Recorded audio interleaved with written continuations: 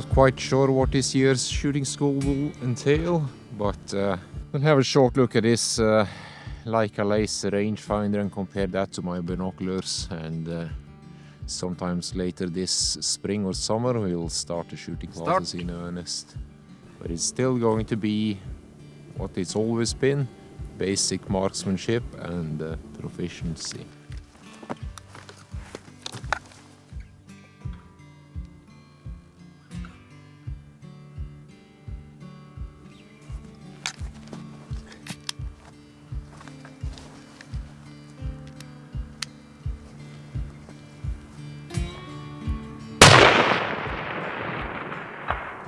That was the first long range proficiency of the year, and I just checked out this Leica device.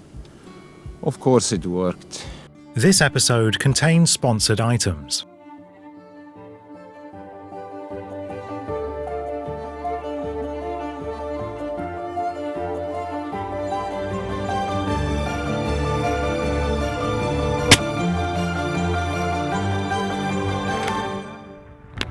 Before you go, subscribe, like, and comment. Click the bell if you want notifications of new episodes.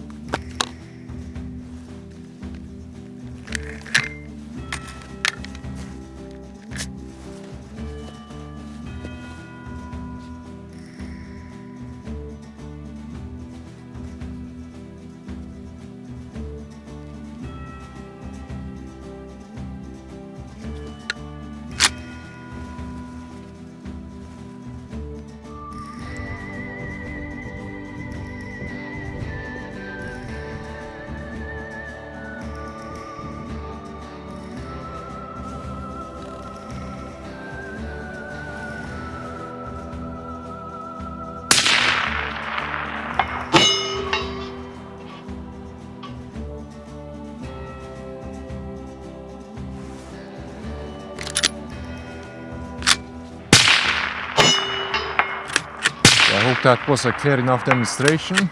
This works. Hardly any surprise, as it has the same ballistic engine as this. They both run on the applied ballistic softwares.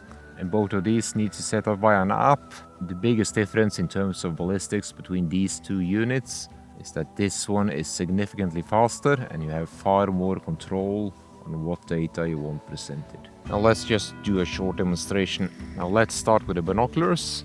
And we'll see what sort of solution we have. Range, solution, done. And let's try this. Laser, done.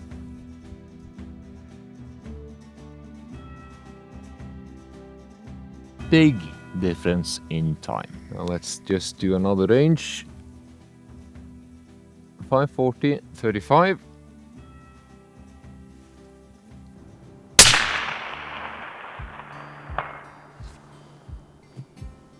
Now let's do the boring bit and set up the display presentation, what data you want to see, and for that you need your cell phone. Now there is one potential enshittificator, and that is if you turn on the cell phone, link it to your unit, it might be that the unit wants to update and you're not going to have the reception for it. Then you're just going to end up loading fleece weight, and all your ballistic data is going to be unavailable until it has uploaded the new version. And yeah, that's loading fleece weight, and thankfully there was no new updates it wanted to shift over to the unit. Okay, let's enter the menu, and you just press Rangefinder settings, and you can do a lot of this also in the unit, but it's a lot better presented in this unit. So display customization, reticle, circle, square, cross. I prefer circle simply because that's what I've used for most of my time. Operating mode, line of sight, which means the actual distance. And for you as a shooter, line of sight is not something you want, so never select that. EHR, equivalent horizontal range, that will be the range as the gravity affects your bullet, and that will always be the correct option for you as a shooter. Custom. we're going to go with custom. Target mode, best, first, last. I just choose best because I'm on steel targets, so I'm going to have highly reflective targets. So now I'm presented with exactly the same information as I will see it inside the unit. So I have the circle square, I have the range, equivalent horizontal range, and I have the com-ops, and I have the windage. And the reason for me setting it up in that order is simply because it's the same order on the scope. Position 1 for me is elevation. Position 2, I leave that at blank. Some of you might want to have wind. If you keep changing the wind all the time, sure, why not? But you cannot manipulate the wind. You have to go into the sub menu. I always have the default wind setting to 3, and I always have it from either 3 o'clock or 9 o'clock. And 3 is simply because that's the wind strength where I can see the wind in the terrain. So the 3 is the reference that is easiest for me as a shooter to observe, which means that the data presented for wind hold is going to be either less or more depending on angle and strength. So whatever you choose is up to you, and the moment I close the rangefinder settings, it's being transmitted over to the rangefinder.